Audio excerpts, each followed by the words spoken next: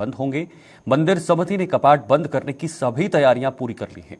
कपाट बंद होने से पहले बद्रीनाथ मंदिर को फूलों से सजाया गया है। तो आपको जो तस्वीरें दिखा रहे हैं ये देहरादून की तस्वीरें हैं।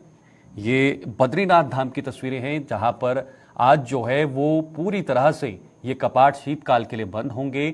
इससे पहले केदारनाथ बद्रीनाथ की बात करें तो फूलों से सभी मंदिरों को जो है वो सजाया गया है और आप देख सकते हैं, भीड़ से अंदाजा लगा सकते हैं कि किस तरह से लोगों में काफी ज्यादा उत्साह देखने को मिल रहा है। हालांकि फिलहाल शीतकाल के लिए ये मंदिर के कपाट जो है वो बंद किए हैं और जब तक ये अगली तिथि आएगी तब तक फिलहाल वहां पर भक्तों को जो है वो दर्शन करने का मौका नहीं मिल पाएगा। हमारे साथ इस वक्त हमारे संवाददाता धनराज गर्ग जुड़ चुके हैं देहरादून से, उनके पास चलते हैं। धनराज, आज जो है वो कपाट बंद हो गए हैं, जरा समझाइए किस तरह से क्या प्रक्रिया रहती है कपाट बंद होने की और किस तरह से ये कपाट आज बंद होते हैं? बिल्कुल शीतल, देखिए जिस तरीके से देखा जाए कि उत्तराखंड की जो चारधाम यात्रा है बड़ी धूमधाम के साथ इस बार चली और एक नया कीर्तिमान चारधाम यात्रा ने बनाया है, क्योंकि 55 लाख से भी अधिक लोगों ने जो श्रद्धालु हैं उन्होंने चारधाम यात्रा के दर्शन किए हैं। और आप देखिएगा कि जो लोग रह गए हैं दर्शन किए बिना, उनको कहीं ना कहीं अब इंतजार करना हो, क्योंकि शीतकाल के लिए अब जो चारधाम के कपाट हैं वो बंद हो रहे हैं। और आज की बात करें तो आज 3:33 पर जो बद्री विशाल मंदिर के कपाट है वो शीतकाल के लिए बंद कर दिए जाएंगे।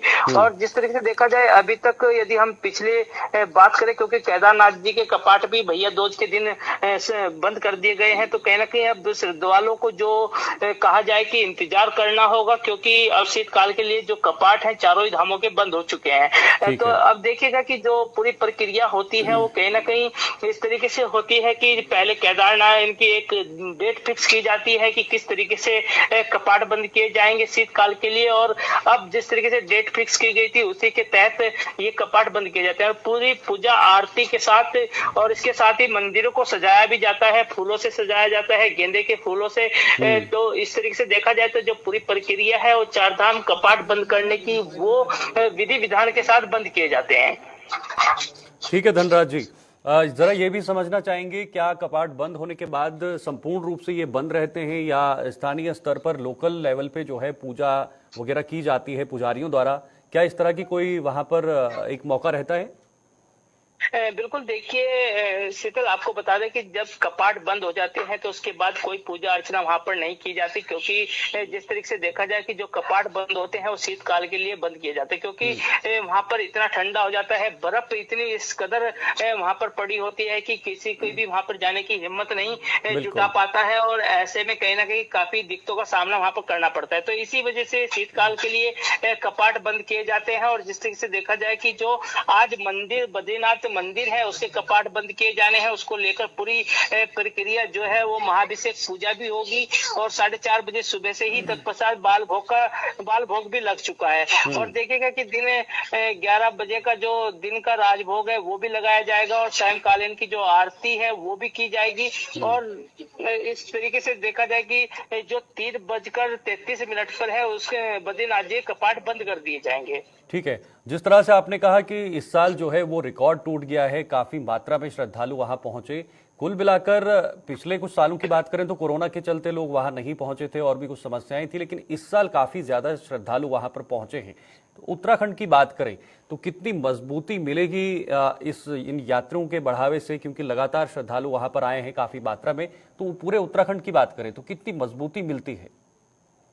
बिल्कुल, देखिए यदि उत्तराखंड की बात करें तो उत्तराखंड का जो राजस्व है वो पर्यटन पर टिका हुआ है और चार धाम यात्रा पर भी कहीं ना कहीं एक तरीके से कहा जाए कि पर्यटन का अच्छी कमाई कहीं ना कहीं सरकार की होती है, क्योंकि आपने देखा होगा कि जिस तरीके से रिकॉर्ड तोड़ यात्री इस बार चार धाम में पहुंचे हैं तो उससे कहीं ना कहीं राजस्व जरूर उत्तराखंड का बढ़ता हुआ नजर आया, जो कि विकास कार्यों में लगाया जाएगा। तो इसका मतलब ये कहा जा सकता है कि विकास कार्यों को बढ़ावा देने के लिए पर्यटन सबसे अधिक मात्रा में यहाँ पर आता है पर्यटन। और जिस तरीके से देखा जाए कि जब पर्यटक यहाँ आते हैं तो लाजमी है कि उत्तराखंड का राजस्व भी बढ़ता है और राजस्व बढ़ता है तो उससे लाजमी है कि विकास कार्य भी अधिक होंगे। तो इसलिए कहा जा सकता है कि उत्तराखंड की जो जीविका है वो पूरी पर्यटन पर टिकी हुई है, क्योंकि उत्तराखंड को एक पर्यटन नगरी भी कहा जाता है और देव नगरी भी कहा जाता है। बिल्कुल, बहुत बहुत शुक्रिया आपका धनराज तमाम जानकारी देने के लिए। और आप दर्शकों को बता रहे बहुत जरूरी है कि आज जो है वो कपाट बंद होने वाले हैं।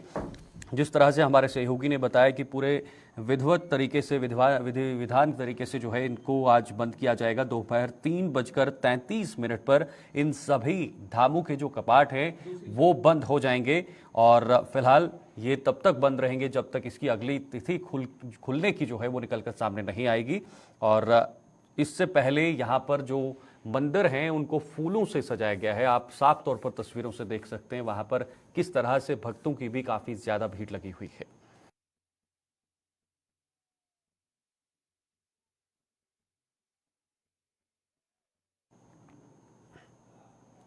इस बार केदारनाथ की धाम यात्रा जनपद की महिलाओं के लिए एक सौगात दे दी गई है। आपको बता दें, जनपद में संचालित महिला समूह के लिए यह यात्रा बेहद सुखद साबित हुई है। इस वर्ष रिकॉर्ड 19,60,000 से ज्यादा श्रद्धालु बाबा केदारनाथ धाम के दर्शनों को पहुंचे हैं, जिसका सीधा प्रभाव महिलाओं की आय एवं आर्थिकी पर भी देखने को मिला है। श्रद्धालुओं की बढ़ती संख्या के चलते महिला समूह के व्यवसाय को नई ऊंचाइयां मिली है। बढ़ती यात्रा से 500 से अधिक महिलाओं को सीधा रोजगार मिला है। केदारनाथ यात्रा से जुड़े विभिन्न महिला समूहों ने इस वर्ष 70 लाख रुपए से ज्यादा का व्यापार किया है। अकेले चौलाई के प्रसाद से लगभग 65 लाख रुपए का व्यवसाय हुआ है। इसके अलावा स्थानीय हर्बल धूप, चूरमा, बेलपत्री, शहद, जूट एवं रेशम के बैग आदि से 5 लाख रुपए की कमाई महिलाओं द्वारा की गई है। मुख्यमंत्री पुष्कर सिंह धामी सरकार के महिला स्वयं सहायता समूह के माध्यम से महिलाओं के उत्थान के लिए प्रयासों को भी इससे बल मिला है। इसी क्रम में महिला समूह द्वारा तैयार उत्पादों को बढ़ावा देने के लिए मुख्यमंत्री ने सचिवालय परिसर में मिलेट बेकरी आउटलेट की भी शुरुआत की है।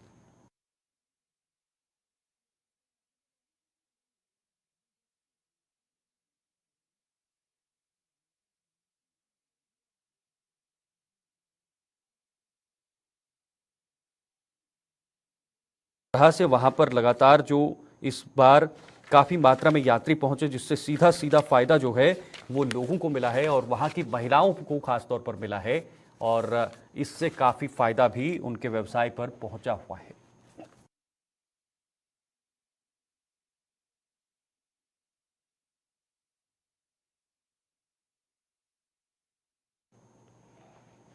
आगे बढ़ते हैं। अब छठ पूजा की तैयारियां भी शुरू हो गई हैं। उत्तराखंड, उत्तर प्रदेश और हर जगह छठ पूजा की धूम देखने को मिल रही है और इसी के चलते बिहारी महासभा द्वारा टपकेश्वर महादेव मंदिर प्रांगण में घाटों की सफाई की गई है और लोगों के लिए भोजन की व्यवस्था भी की गई है। सफाई अभियान में बिहारी महासभा के कई कार्यकर्ताओं ने हिस्सा लिया। इस अवसर पर बिहार महासभा के अध्यक्ष ने बताया कि छठ का कार्यक्रम 3 जगह पर रखा गया है और छठ पूजा को एक बहुत ही पवित्र त्यौहार माना गया है। यह त्यौहार सूर्यदेव और पष्टी माता को समर्पित माना गया है। छठी मैया को संतानों की रक्षा करने वाली देवी माना जाता है। खासकर उत्तर भारत और बिहार में छठ पूजा का उत्साह अधिक देखने को मिलता है। नहाय खाय से छठ पूजा पर्व की शुरुआत मानी जाती है।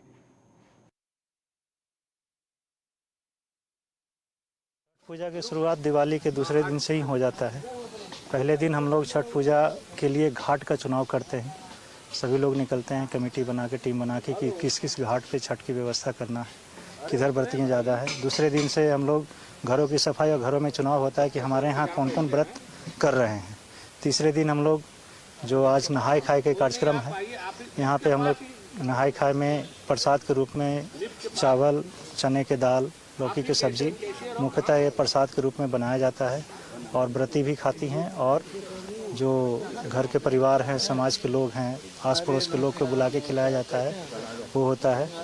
चौथे दिन हम लोग खरना महाप्रसाद बनाते हैं। खरना का त्यौहार जो बोला जाता है छठ का, उस खरने में गुड़ का और चावल और दूध का खीर बनाया जाता है। वही प्रसाद लेती है व्रती। उसके बाद 5वें दिन का उपवास शुरू हो जाता है। 5वां दिन डूबते सूर्य को अर्घ्य दे करके हम लोग पूजा का अर्घ्य वाला शुरुआत करते हैं और छठे दिन हम लोग उगते सूर्य को अर्घ्य दे करके पूजा का समापन करते हैं। इस तरह से छठ त्यौहार मनाया जाता है। इस बार हम लोगों ने 8-9 जगहों पे बिहारी महासभा के बैनर के तले और व्यवस्था के तहत छठ मना रहे हैं, जिसमें मुख्यतः टपकेश्वर है, प्रेमनगर है, चंद्रवनी है। इन सारे घाटों पे हम लोग कपड़े चेंजिंग का रूम बनाए हैं व्रतियों के लिए, लाइट का व्यवस्था, भोजपुरी साउंड का व्यवस्था और जो मंत्रोच्चार होता है उसके लिए साउंड की व्यवस्था कराया है, पार्किंग की व्यवस्था बनाया है और इस तरह से ही हमारे सारे जगहों की छठ व्यवस्था होता है। उत्तराखंड के इस खास बुलेटिन में फिलहाल के लिए इतना ही। देश और दुनिया की तमाम खबरों के लिए आप देखते रहिए गुलिस्तान न्यूज। नमस्कार।